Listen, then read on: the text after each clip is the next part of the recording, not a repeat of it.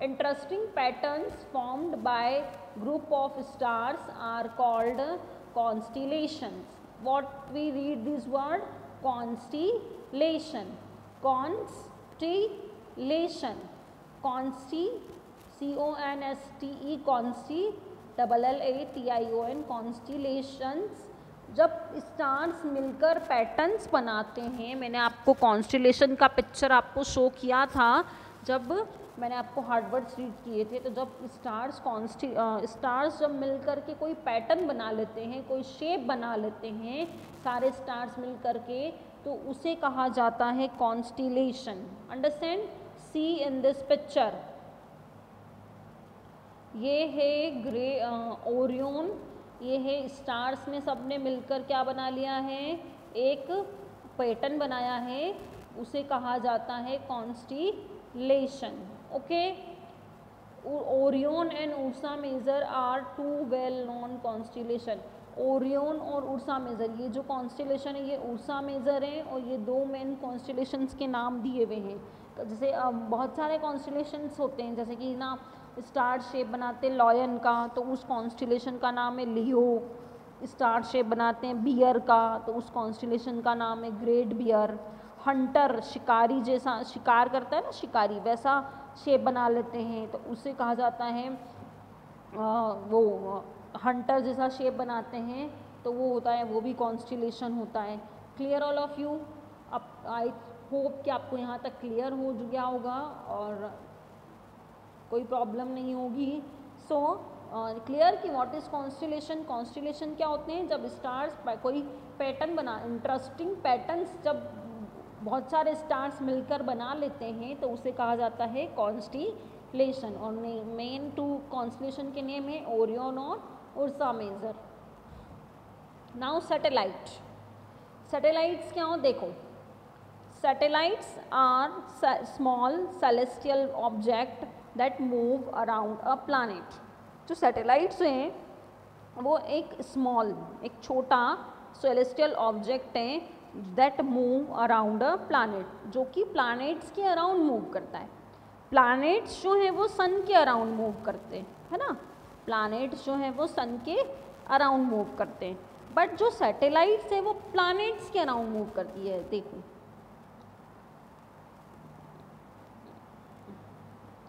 Suppose it is sun, okay, और ये है planet,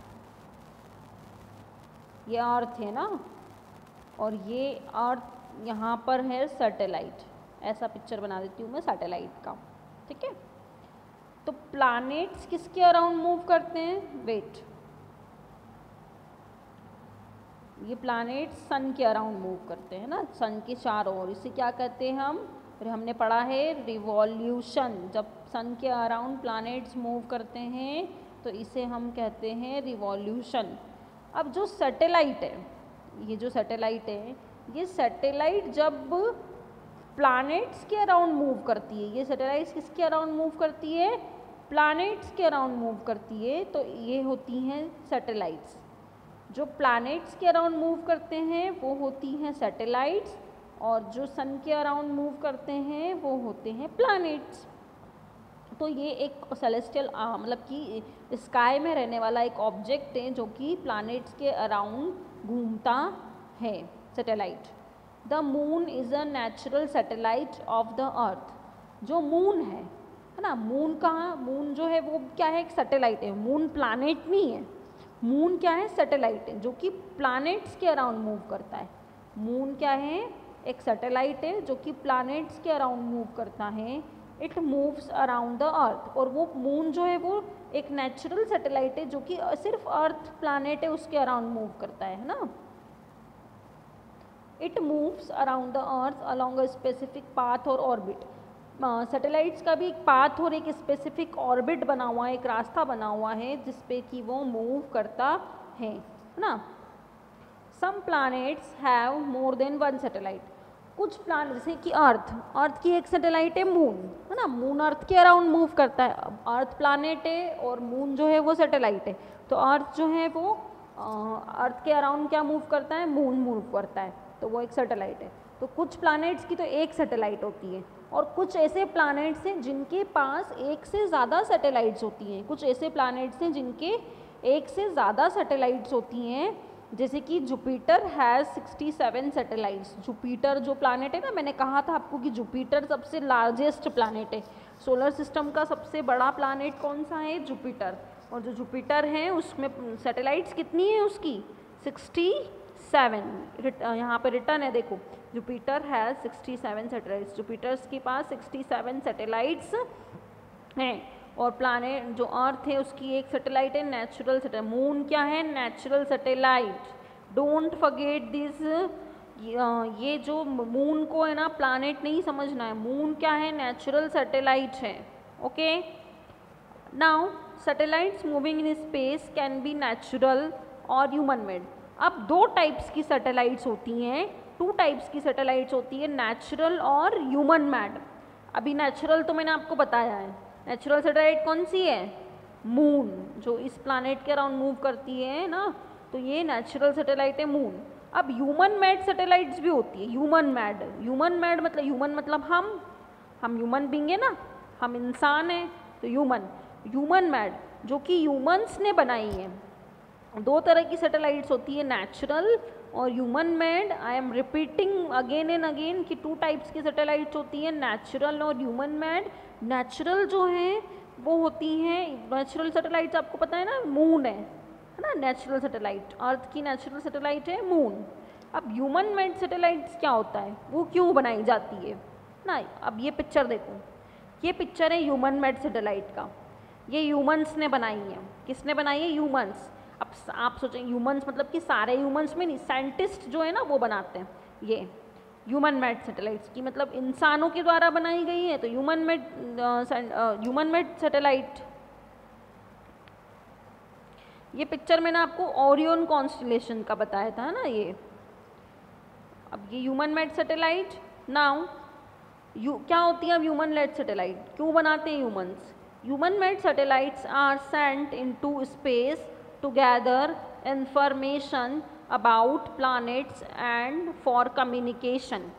human made satellites space में इसलिए भेजी जाती है, स्पेस मतलब ऊपर है ना, स्पेस में इसलिए भेजी जाती है टुगेदर मतलब कि बहुत सारी इन्फॉर्मेशन को इकट्ठा करने के लिए, गैदर करने के लिए। और किस चीज़ की इन्फॉर्मेशन? प्लैनेट्स की इन्फॉर्मेशन और कम्युनिकेशन के लिए सैटेलाइट्स बनाई जाती है। अब आप देखो टीवी आजकल सारे सबके यहाँ पे क्या है? डिश टीवी है ना, डिश टीवी। और वो किससे कनेक्ट रहती है? सैटेलाइट से कनेक्ट है। ऊपर सबके यहाँ वो होती है एंटीना लगा हुआ है, वो एंटीना किससे कनेक्ट रहता है? सैटेलाइट से कनेक्ट रहता है। तो ये ह्यूमन मेड सैटेलाइट्स कम्युनिकेशंस के लिए बनाई गई हैं ना, ताकि अब उस सैटेलाइट्स में जितनी भी सारी इन्फॉर्मेशन है वो भेज दी जाती है, उसके थ्रू हम टीवी देख पा रहे हैं। तो ये सारी इन्फॉर्मेशन और कम्युनिकेशन के लिए हम ह्यूमन मेड सैटेलाइट्स बनाई जाती हैं। और वे सैटेलाइट्स स्पेस में जाने के बाद बहुत सारी इन्फॉर्मेशन गैदर करती है प्लैनेट्स की। अब हमें ये सारी चीज़ें कैसे पता चली कि दूसरे प्लैनेट्स पे हीट और लाइट नहीं है, सिर्फ सन और स्टार्स के पास हीट और लाइट है, अर्थ रिवॉल्यूशन होता है, रोटेशन होता है, ये सारी चीज़ें हमें किससे पता चली है? ये साइंटिस्ट ने, ह्यूमंस ने क्या किया? सैटेलाइट्स भेजी है और स्पेस में, उनके थ्रू हमें ये सारी इन्फॉर्मेशन पता लगी है कि ये सैटेलाइट्स, ये ह्यूमन मेड सैटेलाइट्स, इसका वर्क यही है कि टू गैदर मतलब कि इन्फॉर्मेशन को गैदर करना, इकट्ठा करना, और ये प्लैनेट्स कम्युनिकेशन की इन्फॉर्मेशन के लिए, कम्युनिकेशंस के लिए सैटेलाइट्स का यूज़ बहुत बड़ा है ना, जैसे मैंने आपको अभी टीवी वाला एग्जाम्पल दिया है। नाउ कॉमेट्स एंड एस्ट्रॉइड्स, ये आपके लिए नया है, अभी तक आपने आई थिंक नहीं रीड किया होगा। सी कॉमेट्स एंड एस्ट्रॉइड्स, ये मैंने आपको हार्डवर्ड्स में भी पिक्चर्स के थ्रू बताया है ना। Let us read in detail. Comets are small celestial bodies that move around the sun in a definite direction. They are made up of dust and ice. जो कॉमेट्स होते हैं ना वो डस्ट और आइस से बनते हैं। किससे बनते हैं? डस्ट और आइस से बनते हैं, और वो सन के अराउंड ही मूव करते हैं। कॉमेट्स जो हैं वो सन के चारों ओर घूमते हैं, एक डायरेक्शन, एक फिक्स्ड डायरेक्शन में घूमते हैं। सन के अराउंड, प्लैनेट्स के बीच में रहते हैं ये और सन के अराउंड मूव करते हैं। पिक्चर में मैंने आपको शो किया था। एस्ट्रॉइड्स आर रॉकी, जो एस्ट्रॉइड्स होते हैं ना वो रॉकी होते हैं, तो रॉक्स टाइप्स, रॉक्स होती है ना ऐसे स्टोन और इस टाइप से, बहुत हार्ड होते हैं। Celestial body that are too small to be called planets, इनको हम प्लैनेट्स नहीं कहते, एस्ट्रॉइड्स से बड़े होते हैं प्लैनेट्स, और एस्ट्रॉइड्स बहुत छोटे होते हैं, इन्हें हम प्लैनेट्स नहीं कहते, इन्हें हम क्या कह सकते, प्लैनेट्स नहीं बोल सकते। They are often called minor planets, इनको हम माइनर प्लैनेट्स कह सकते हैं। क्या कह सकते हैं? Minor planets. प्लैनेट्स नहीं बोलेंगे इनको क्योंकि प्लैनेट्स से छोटे होते हैं और हम इनको माइनर प्लैनेट बोलेंगे। Most of the asteroids in the solar system are found between the orbit of Mars and Jupiter. Asteroids कहाँ पे पाए जाते हैं सबसे ज़्यादा सोलर सिस्टम में, कहाँ ढूंढ पाए जाते हैं वो? Orbit of Mars and Jupiter, जो जुपिटर और मार्स के बीच में, जुपिटर और मार्स प्लैनेट के बीच में ये एस्ट्रॉइड्स पाए जाते हैं। सी, ये प्लैनेट जुपिटर, ये मार्स, इनके बीच की ये जो ऑर्बिट बना हुआ है ना, इसके बीच में एस्ट्रॉइड्स, इन दोनों प्लैनेट्स के बीच में सबसे ज़्यादा एस्ट्रॉइड्स पाए जाते हैं, जुपिटर और मार्स, इन दोनों के बीच में, यहाँ प्लैनेट्स के इन दोनों प्लैनेट्स के बीच में एक ऑर्बिट है, तो उसमें एस्ट्रॉइड्स बहुत सारे देखे जाते हैं। सो क्लियर एस्ट्रॉइड्स और comets, this chapter is over. Who was the first Indian woman to go into space? Who was the first Indian woman to go into space? वो पहली महिला कौन थी जो कि स्पेस में गई थी, अंतरिक्ष में गई थी, स्पेस है ना, कौन थी पता होगा आई थिंक आप सबको, आपने नेम सुना होगा। Okay, I will tell you, Kalpana Chawla पहली महिला वही थी, वुमेन वही थी जो कि स्पेस में गई थी, है ना, और वहाँ पे उन्होंने बहुत सारी इंफॉर्मेशन गैदर की थी, और बहुत सारी इंफॉर्मेशन उन्होंने वहाँ गैदर की थी, और वो बहुत टाइम तक वहाँ रुकी थी स्पेस में। Okay, so this chapter is over. This chapter is whole about the universe, पूरे यूनिवर्स के बारे में, यूनिवर्स में क्या क्या चीज़ें होती हैं, प्लैनेट्स होते हैं, स्टार्स होते हैं, कॉमेट्स होते हैं, एस्ट्रॉइड्स, सन, ये हमने डिटेल स्टडी की है ना। सन सैटेलाइट्स, 2 टाइप्स की सैटेलाइट्स मैंने आपको बताई है, human made, natural satellites. Jupiter के पास कितनी, जुपिटर सबसे बड़ा प्लैनेट होता है और उसके पास कितनी सैटेलाइट्स हैं, कितनी 67 सैटेलाइट्स हैं। मून प्लैनेट है किस, बताओ मुझे, मून प्लैनेट है या सैटेलाइट है? प्लैनेट है ना, सब यही सोच रहे होंगे कि प्लैनेट है, नहीं पता है सबको, है ना, कि मैम ने बताया है कि वो अर्थ की नेचुरल सैटेलाइट है। Very good. और अर्थ के 2 रोटेशन मैंने आपको अर्थ का एक रोटेशन एक्सप्लेन किया है, एक रिवॉल्यूशन। जब अर्थ सन के अराउंड घूमती है तो उसे कहा जाता है रिवॉल्यूशन, और जब वो उसकी खुद की जगह पर घूमती है ऐसे, है ना, खुद की जगह पर भी घूमती है और घूम को अपनी खुद की घूमती है अपनी खुद की जगह पर भी, और एक रिवॉल्यूशन भी कंप्लीट करती है और एक रोटेशन भी वो कंप्लीट करती है। जब वो एक खुद की जगह पर घूमती है ना, तब दिन और रात होते हैं, अभी हम नेक्स्ट चैप्टर में पढ़ेंगे। और प्लैनेट्स और स्टार्स के बीच का डिफरेंस हमने पढ़ा है, एक इकोजोन दिया हुआ है, इसे भी हम देख लेते हैं। There is so much pollution on the earth that the atmosphere which surround the earth is thinning down, letting in harmful rays of the sun. जो है ना अर्थ जो प्लैनेट है ना, इसके चारों ओर एक एटमॉस्फेयर है, एक लेयर है एयर की एक लेयर बनी हुई है, और अब ये क्या हो गई, इसके अंदर होल हो गया है, क्योंकि जो तो इससे क्या हो रहा है, जो सन की डायरेक्ट रेज अर्थ पे आ रही है, तो इससे क्या हो रहा है, पॉल्यूशन बढ़ रहा है ना। पॉल्यूशन क्यों बढ़ रहा है, तो कि एटमॉस्फेयर है जो है वो पतली होती जा रही है, दिन पे दिन क्या होती जा रही है, ये जो अर्थ के चारों ओर एटमॉस्फेयर है ना, ये पतली होती जा रही है, तो इससे हार्मफुल रेज कहाँ पे आ रही है, सन कहाँ आ रही है, अर्थ पे आ रही है, तो इससे पॉल्यूशन बढ़ रहा है ना।